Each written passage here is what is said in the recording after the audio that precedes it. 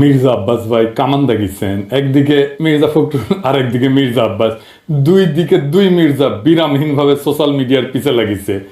বিএনপির Mirza to the power square, এদের সঙ্গে আমাদের বিরোধটা অনিবার্য ছিল, মানে সোশ্যাল মিডিয়া।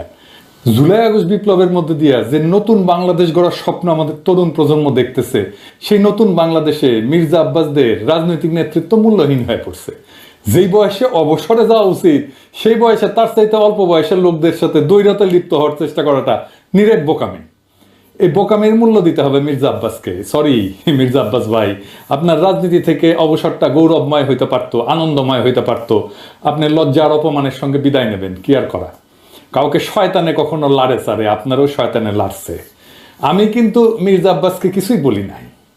উনারা কেউ সরে যাচ্ছে বলে গাড়ি দিছে, আমি জানতাম না কে গালি দিছে। ওইটা প্রথম শুনি মির্জা ফখরুলের মুখে। উনি বলতেছে মির্জা আব্বাসকে বাচ্চা বলছে, কত খারাপ কাজ করিছে। মির্জা ফখরুল আর মির্জা আব্বাস কিন্তু বিরোধ আছে, রাজনৈতিক বিরোধ আছে, এক গ্রুপে না কিন্তু তারা। যারা বিএনপি করেন তারা জানেন। কিন্তু মির্জা ফখরুল তো ছাত্র ইউনিয়ন করালো, উনি গিরিঙ্গি কেমন করে করতে হয় এটা ভালো জানেন। উনি কায়দা করে মির্জা আব্বাসকে সামনে দিয়ে দিলেন আমাদের। আর মির্জা আব্বাস ভাই কিছু বুঝে না বুঝে আইসা শুরু করলেন ব্যাটিং করা। মানে যে গালিটা মির্জা ফখরুল দিতে পারবে না, সেটা মির্জা আব্বাসকে দিয়ে দেওয়াইলেন আর কি। হ্যাঁ, এটা গিরিঙ্গি আর কি, ছাত্র ইউনিয়নের গিরিঙ্গি। আমি বুঝতে পারি এই সমস্ত। আচ্ছা মির্জা আব্বাস ভাই, আপনি বলেন আমি কি ভুলটা বলছি? আমি বলছি বারাক ওবামা যখন আমেরিকার প্রেসিডেন্ট, তখন তাকে ফিলিপাইনের প্রেসিডেন্ট বেশার বাচ্চা বলে গালি দিছিল। আর বারাক ওবামা সেটাকে হজম করছে। আপনি একজন পলিটিশিয়ান হয়ে সেটা হজম করতে পারবেন না কেন? আমি তো নিউজটা দেখাইছিলাম, আমি তো মিশা নিউজ দেখাই নাই, তাই না? আপনি গালি খাইতে চান না, তাহলে রাজনীতিতে আসছেন কেন? মসজিদের ইমাম হন, কেউ গালি দিবে না। হিমালয়ে গিয়ে সন্ন্যাসী হন, কেউ গালি দিবে না। নবী রসুলদের গালি দেয় মানুষ, আল্লাহর খোদাকে গালি দেয় মানুষ। আপনি কোন ভালো হরিদাস পালাচ্ছেন, আপনারা গালি দেওয়া যাবে না? প্রেসিডেন্ট ম্যাক্রনের তো থাপ্পড় মারে, আপনি চর থাপ্পড় খাবেন, আপনারা রাজনীতিবিদরা গালি খাইবেন। এটা সহ্য করতে হবে, এটাই নতুন বাংলাদেশ। এবার আসেন আমরা ওনার বক্তব্যটা আলাদা আলাদা করে শুনি। জারজ মিল্টন বকা দিয়েছে আমাকে, সেটাকে সমর্থন করেছে পিনাকি। অর্থাৎ জারজ মিল্টন যে ভাষা আমাকে বকা দিয়েছে, পিনাকি সমর্থন করেছে। আমি বলতে চাই যে ওরা সবাই একই বংশের, একই গোত্রের সন্তান।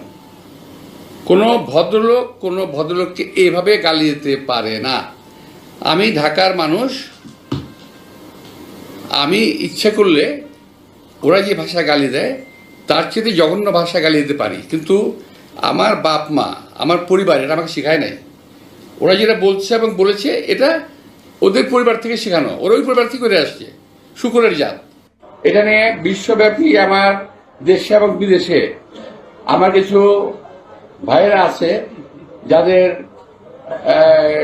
যাদের বাপ মায়ের কোনো ঠিক আছে বলে আমার মনে হয় না, যাদের অ্যাকচুয়ালি জন্মের ঠিকানা আছে বলে আমার মনে হয় না। ওদের কথা বলার স্বাধীনতা আছে, ওরা আমাকে গালিগালাজ করার স্বাধীনতা আছে, আর আমি একটা সত্যি কথা বলতে পারবো না, সেই স্বাধীনতা আমার নাই। উনি বলছেন জন্মের ঠিক নাই। আব্বাস ভাই, দুনিয়া সব প্রাণী একই পদ্ধতিতে জন্মায়। আর একটা পদ্ধতি আছে, টেস্ট টিউব বেবি, ওইখানে কেউ কাউরে খায় না।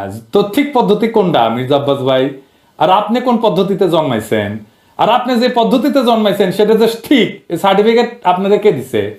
হ্যাঁ, তবে আপনি দাবি করতেই পারেন যে আপনারা যারা গালি দেয় তারা বৈধ বাবা মায়ের সন্তান না। আমার অনুমান আপনি সেটাই বলছেন, বৈধ পিতামাতার সন্তান না হইলে সে গালিবাজ হয়। আপনার এই অনুমানেরও কোনো ভিত্তি নাই। আপনার কি জানা আছে যে লিওনার্দো দা ভিঞ্চি, হ্যাঁ চেনেন? চেনেন? আপনার চেনার কথা না অবশ্য, ও বৈধ পিতামাতার সন্তান না কিন্তু। এমনকি শেক্সপিয়ার চিনেন? আপনার চেনার কথা না। চার্লস ডিকেন্স চিনেন? আলেকজান্ডার দ্য গ্রেট, কেউই বৈধ পিতামাতার সন্তান না। এর নাম শুনেছেন? বাক, হ্যাঁ, মিউজিশিয়ান, শুনেছেন তার কোনো মিউজিক? শোনার কথা না আপনার। হ্যাঁ, আগাস্টাস সিজারের নাম শুনেছেন? স্টিভ জবসের নাম শুনেছেন? এমনকি জ্যাকি চ্যান সিনেমা দেখেছেন? দুটা কেউই বৈধভাবে বিবাহিত বাবা মায়ের সন্তান না। সেই জন্য মনীষীরা বলে জন্ম হোক যথাতথা, কর্ম হোক ভালো। আপনার কর্মজীবনটা কি? আসেন সেটা দেখি। আপনার কর্মজীবন কি ভালো? না মির্জা ভাই, আপনার কর্মজীবন ভালো না। আপনার কর্মজীবন কলঙ্কে ভরা। না, আমি কোনো পত্রিকার নিউজ নিয়ে আপনার চরিত্র হনন করব না, ওইটা আমার কাজ না। 2015 সালে আপনি আপনার নিজের দাখিল করা হলফনামা থেকেই দেখাবো। আসেন আমরা আমাদের ঠিক পথে জন্ম না হওয়া মির্জা আব্বাস ভাইয়ের আমল নামা দেখি। আচ্ছা মির্জা আব্বাস ভাই, মির্জা তো আপনার পারিবারিক পদবি না, তাই না? এটা আপনি লাগাইছেন পরে। আপনার বাবার নামের আগে তো মির্জা নাই, তাই না? আপনার বাবার নাম আব্দুর রাজ্জাক, আপনার এখানে মির্জা লাগাইতে হইল ইনফিরিয়রিটি কমপ্লেক্সে। এলিট হইতে চাইছেন, নতুন বাংলাদেশের এলিট হইতে চাইছেন না? টাকা পয়সা হয়েছে, এখন মির্জা না থাকলে ক্যাঙ্কা হয়, অসুবিধা না। বাঙ্গুল্যান্ডে এভাবেই সব এলিট গড়ে উঠছে, ওই যে সোহরাওয়ার্দীর বডিগার্ড থেকে। আচ্ছা যাই হোক, মির্জা আব্বাস তো একটা ব্যাংকের মালিক, জানেন তো? ঢাকা ব্যাংক 1995 সালে ব্যাংকটা প্রতিষ্ঠিত হয়, মির্জা আব্বাসই প্রতিষ্ঠাতা। এই ঢাকা ব্যাংকটা দেশের প্রথম দিকের বেসরকারি মালিকানায় প্রতিষ্ঠিত ব্যাংকগুলোর মধ্যে অন্যতম ব্যাংক। কোনো সমস্যা হয়নি, অনেক ব্যাংকের সমস্যা হয়েছে, জয় বাংলা হয়ে গেছে হাসিনার আমলে। মির্জা আব্বাসের ব্যাংকের কোনো সমস্যা হয়েছে? হয় নাই।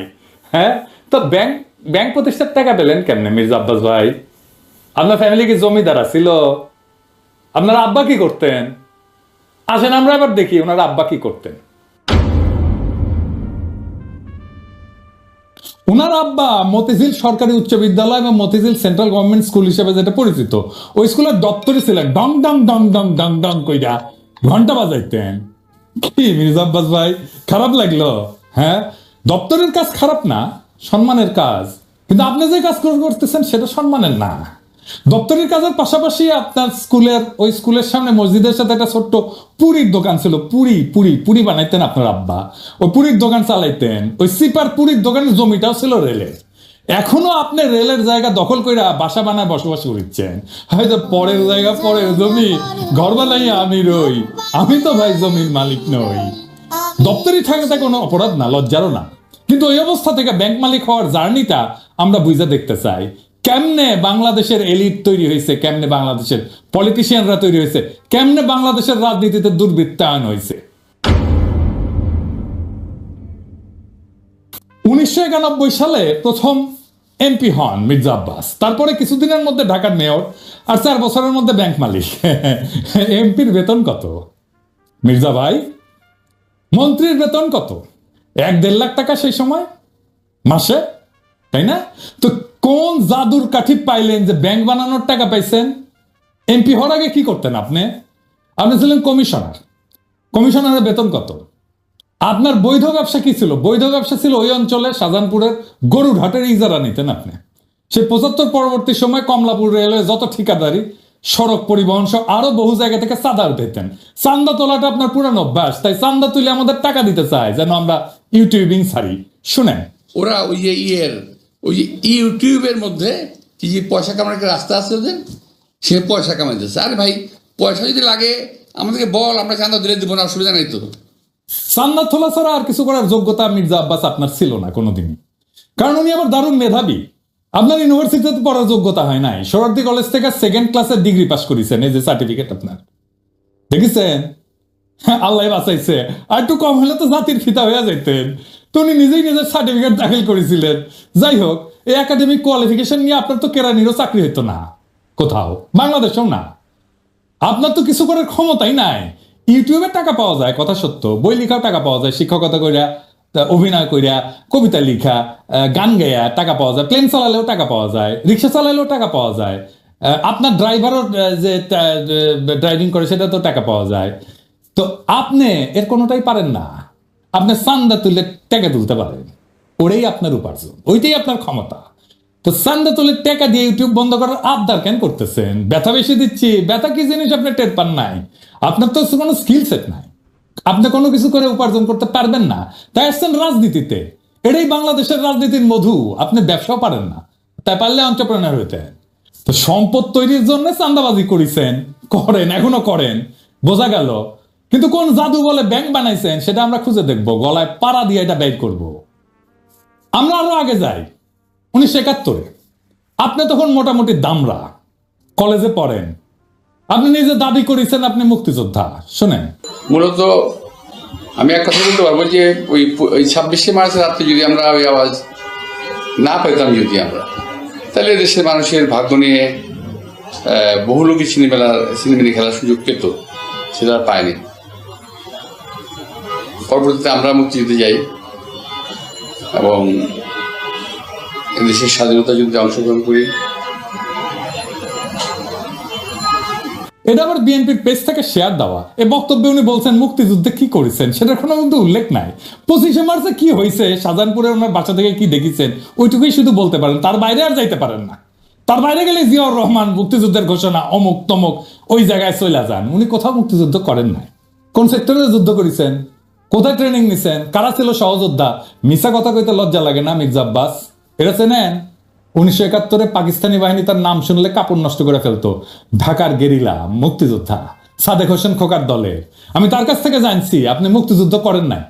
এমনকি আপনি এই যে যারা মুক্তিযুদ্ধ করছে একই সময় ঢাকায়, আজম খান, ইকবাল সুফি, আলমাস লস্কর, কাজী মোহাম্মদ হেদায়তুল্লাহ, মোহাম্মদ শফি, খুরশিদ আব্দুল মতিন, আবু তাহের, মোহাম্মদ বাশার, খন্দকার আবু জায়েদ, জিন্না, ফরাদ জামিল, ফুয়াদ, মোহাম্মদ শামসুল হুদা, ডক্টর নিজাম, জাহের, কোসি, ঢাকার মুক্তিযুদ্ধের সেই উজ্জ্বল নামগুলা কারো বন্ধু সার্কেলের লোক আপনি ছিলেন না। 1971 মুক্তিযুদ্ধের যাওয়ার সাহস হয় নাই, আজ আসছেন 71 বাঁচাইতে, দ্বিতীয় স্বাধীনতাকে অস্বীকার করতে। বাহ বাহ, চমৎকার চমৎকার। আর এক জাফর ইকবাল রাজনীতিতে, কিংবা তার মতো অতীতের রাজনীতির নেতাদের কাছে আমাদের একটাই বার্তা, সময় বদলাইছে, জনতার স্বপ্নকে দমায় রাখা যাবে না। নতুন বাংলাদেশে মিথ্যা, দুর্নীতি, ক্ষমতার অপব্যবহার থাকবে না। আমাদের লড়াই চলবে জুলাই আগস্ট বিপ্লবের প্রকৃত অর্থ বাস্তবায়ন না হওয়া পর্যন্ত। এই নতুন বাংলাদেশের স্বপ্ন বাস্তবায়নের পথে প্রত্যেকটা বাধাকে পেরায়া আমরা আগায় যাব একটা সত্যিকারের স্বাধীন, সম্মেদ, ইনসাফের, মানবিক বাংলাদেশের পথে। ইনকিলাব জিন্দাবাদ।